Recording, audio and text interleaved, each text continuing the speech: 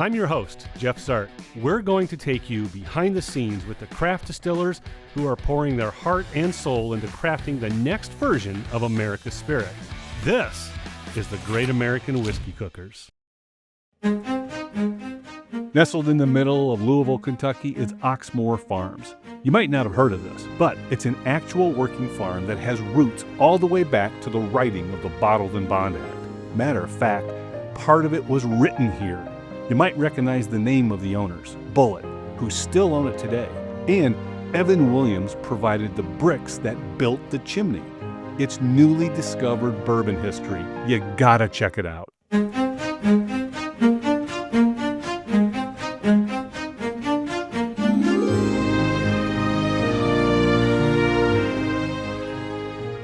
Tell me about that label. Okay, so that label is really what got us going down this path of having a bourbon history tour here at Oxmoor. Okay. So this label was sent to us by a family member about 4.5 years ago. It was amongst a lot of other documents that this person had. It sent it down here to Oxmoor. I started going through it, thumbing through scrapbooks, turned a page, and there was a label for Oxmoor whiskey dated 1920. And I was like, whoa, never seen that before. We do have some old vintage bourbon here from the last owner of the house. Tommy Bullitt had some bourbon privately bottled for himself. Some original bourbon. Yeah, so we do still have that. So I knew about that bottle. I knew about the 1963 version of the private stock that was bottled for Tommy W. But I did not know that his father had had bourbon privately bottled for himself in 1920. Now, 1920, you might be thinking. I was going to say, there's something that happened around that time. Big happened that year. Yeah. Prohibition went into effect January 17th of 1920. Right. So this juice went into the bottle before January 17th, but after January 1st. Oh my God. So the first 2 weeks of January, he bottles bourbon for his own private consumption. Now, why? Why was William Marshall Bullitt doing this? A lot of people were doing this, but he had a vested interest in the industry. He'd actually been their legal representation for the Kentucky Distillery and Warehousing Company. So he was representing close to 90% of the Kentucky distilleries at this time. Oh. And they had tasked him with taking the fight to the Supreme Court.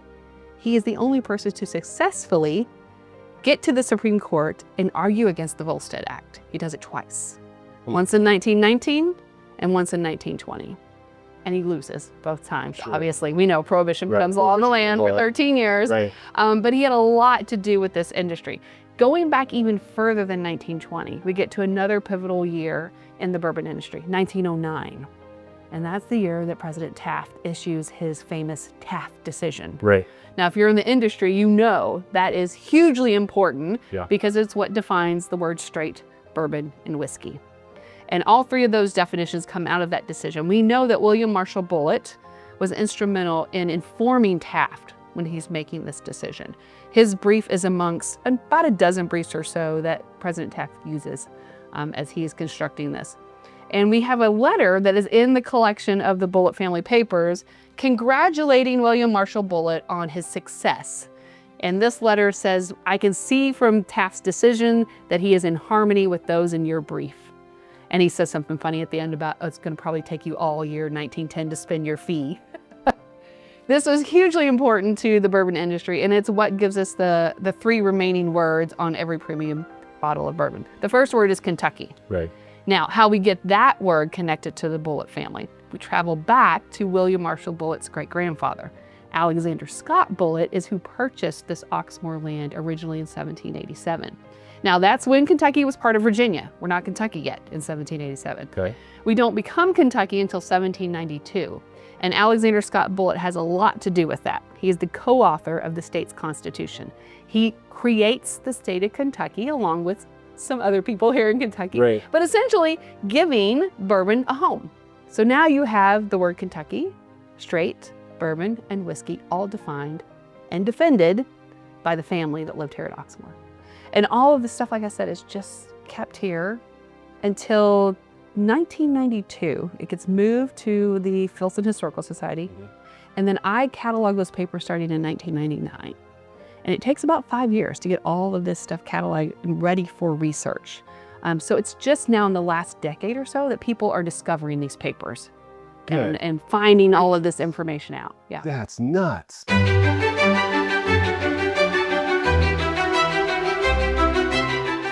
I see an Oxmoor bourbon back here. Yes. So what is, because Yeah, we haven't even gotten to the present day juice. I know, we right? haven't got to the present day bourbon. I've got so many questions, I can't even begin to tell you. So we had our 1920 bottle, we had our 1963 bottle, and a few years ago when we found that label in that scrapbook, we thought, well, what could we do to be part of the bourbon industry, right? As you're gonna see, we have some beautiful rooms in this house. Oh yeah. Great rooms to sip some bourbon in. And as we're looking for something to kind of help fund the house, as you can imagine. Yeah. Take some cash to take care of an old house. I would think it was. We thought, well, how can we intersect with this industry that's bringing millions of people to the state of Kentucky? How can we let them know about the Oxmoor story? And it's always nice to have a little something to drink that's, Sure. special to your place here. Yeah. So we decided to revive that old label and bottle some premium bourbon again. And we did it in the same way that the Bullitt family did back in the 1920s and back in 1963. They sourced the best bourbon they could find, Right. blended it, and had it bottled for themselves. And that's exactly what we did. We took 5 barrels from 2 different distilleries, blended those, and we have come up with a really good 119 proof that goes down very, very smooth. Oh, 119 Yeah. proof. That's... William Marshall Bullitt, Tommy Bullitt, we're very proud, I think. So are you transparent about where that bourbon comes, about the distilleries, or are you under an NDA? Yes, we're under an NDA. Okay, fair enough. Under an NDA, but I will tell you, we did win Barleycorn Awards gold medal right out the gate with this first Oh, really? volume that we have, yeah. Okay, well. And did you hear me say I said volume? Volume? Kind of interesting, right, that we call our bourbon bottle a volume? Yeah. You're going to find out why when you see a room in the house here. Okay. But what we I did can't wait. is we termed our 1920 bottle volume 1.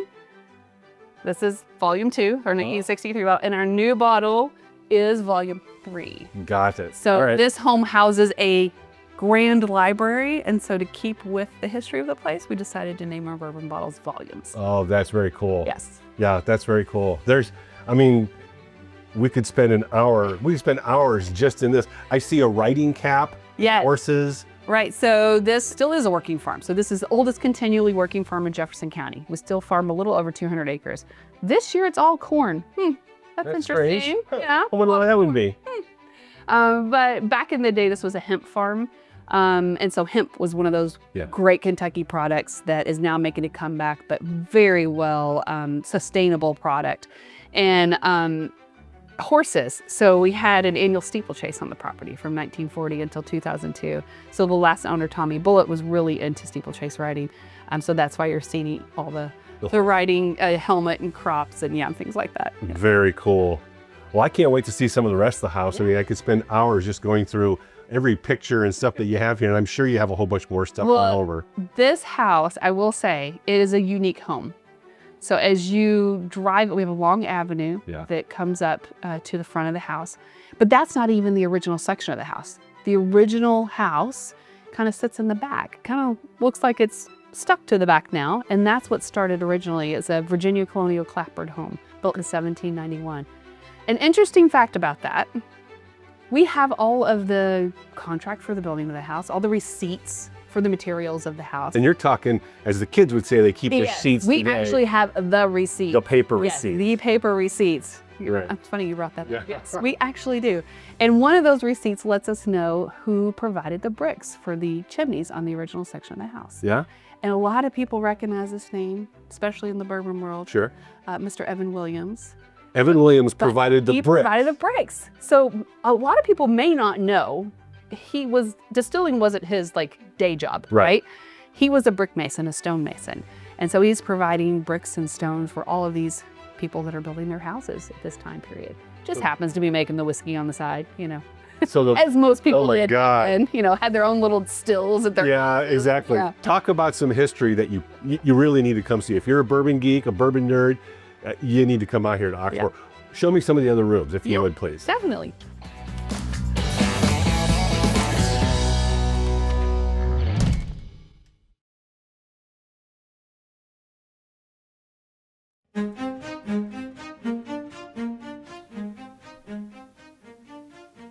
Okay, I'm recording, so There. give me a slate. Just clap Yep. your hands for me. Yep.